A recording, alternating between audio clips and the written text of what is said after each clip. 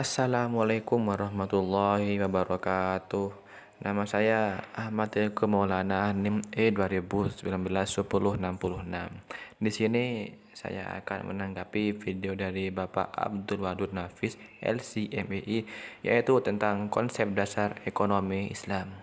Yuk langsung saja kita simak videonya berikut ini. Yang pertama, di sini kita akan membahas tentang ilmu ekonomi. Apa sih ilmu ekonomi itu? Ilmu ekonomi merupakan suatu cabang ilmu yang membahas tingkah laku manusia dalam memenuhi kebutuhan dan cara memuaskannya. Nah, di sini perlu kita ketahui kebutuhan manusia ini terbagi menjadi dua, yaitu kebutuhan sekunder dan kebutuhan primer. Nah, sudah jelaskan tentang pengertian ilmu ekonomi. Selanjutnya kita akan membahas tentang ilmu ekonomi Islam. Apa sih ilmu ekonomi Islam itu? Ilmu ekonomi Islam yaitu suatu cabang ilmu yang membahas dan mempelajari tingkah laku manusia dalam memenuhi kebutuhannya untuk mencapai falah sesuai dengan Al-Quran, hadis, ijma, dan qiyas. Nah, falah di sini yang dimaksud yaitu kebahagiaan zahir dan batin. Ilmu ekonomi Islam ini tidak hanya memikirkan tentang kepuasannya saja, tetapi bagaimana agar bisa mencapai falah. Di dunia perekonomian ada tiga sistem ekonomi yang berkembang. Yakni yang pertama, satu ekonomi Islam, yang kedua ekonomi kapitalis, yang ketiga yakni ekonomi sosialis. Nah, selanjutnya kita akan membahas tentang sumber hukum ekonomi Islam. Apa saja sih sumber hukum ekonomi Islam itu?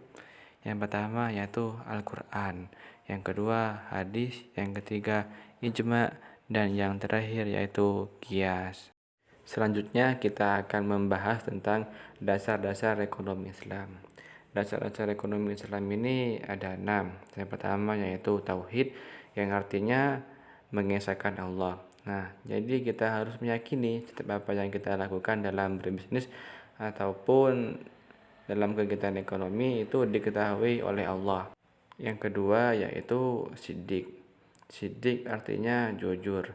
Nah, jadi kita harus jujur ketika melakukan kegiatan bisnis ataupun kegiatan ekonomi.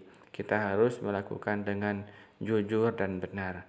Ketika kita melakukannya dengan jujur, nah maka kita akan dipercayai oleh konsumen dan insya Allah apa yang kita lakukan kita akan mendapatkan keberkahan.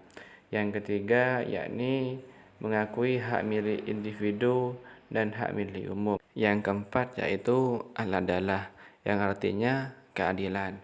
Nah, jadi kita harus adil setiap melakukan kegiatan bisnis ataupun kegiatan ekonomi.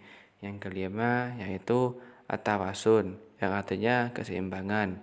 Yang terakhir yaitu at-ta'awun, yang artinya tolong menolong. Ekonomi Islam ini harus terhindar dari maisir yang artinya perjudian, gharar yang artinya penipuan, riba yang artinya bunga.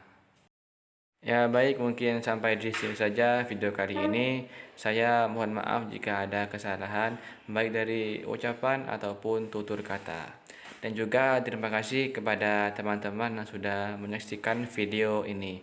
Jangan lupa like, comment, and subscribe ya. See you next time. Wassalamualaikum warahmatullahi wabarakatuh.